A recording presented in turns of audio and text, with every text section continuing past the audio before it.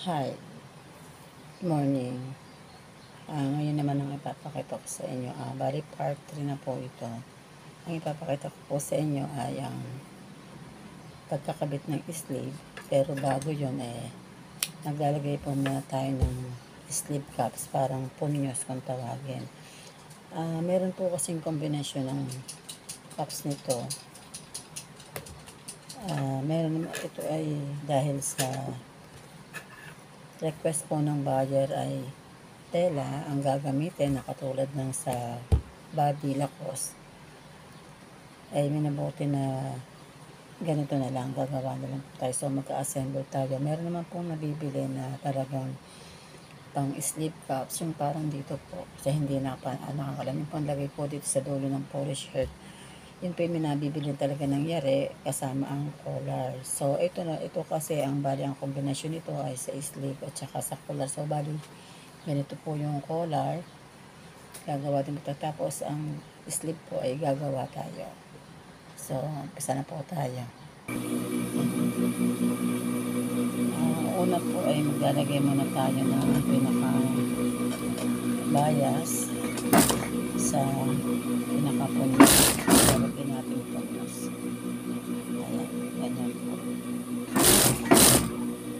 Parang ang kalalabasan lang nito ay 1 inch pag natapos.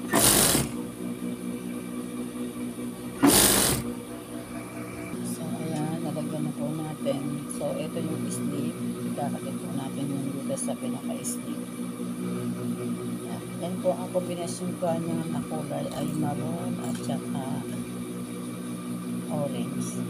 So ayan, ang gagawin po natin dyan ay eto, tayo na to, ganyan natin. Tapos ipasok po tayo dito para ito ay mas lumiit at para wag lumabas yung tahi na itong pinaka-basting. Dito po ang pasok ng tahi natin. Parang 1 foot na lang po ang lalabas sa pipe na parang ganyan po. Ayan, ganyan po yung lalabas dyan.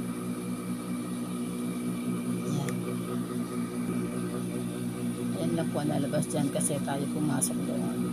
So tuloy lang po tayo.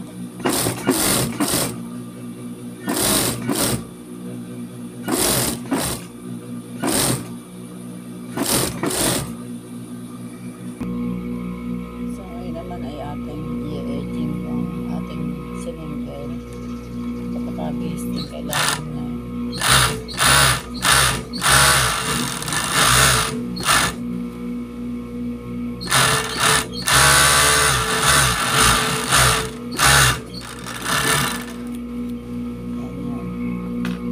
ka-aging na siya. May iwa 160 naman natin yan. So ito naman yung iwa 160 natin itong pinabit natin pinaka-punyos or caps. So dapat pataas kasi ito yung right side ng overlap ng aging. So nakatas na gano'n para ang lalabas ito sa ilalim yung right side ng overlap ng aging. So iwa 116 po natin yan.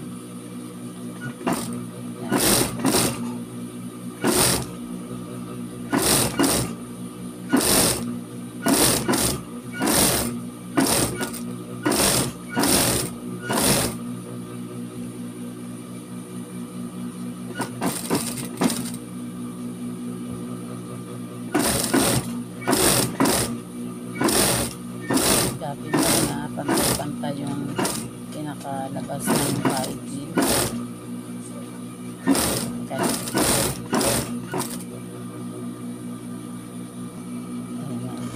Ngayon pagkatapos nyan, ikakabit na natin ito sa body. Set sleeve naman po tayo ngayon. Set sleeve na tayo. So siguro tingin lang na itong magkabila ay pantay. Yan, kailangan pantay siya. Kabila.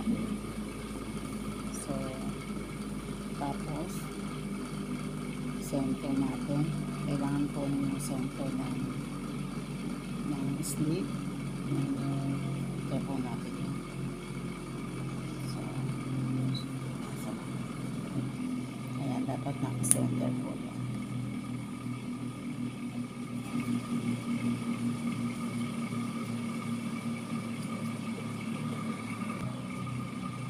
ito na yung body. Ayan. Kailangan po yung center nitong sleeve ay siyang ikatapat dito sa joint shoulder. Ayan. Kailangan po nakatapat na ganun yan.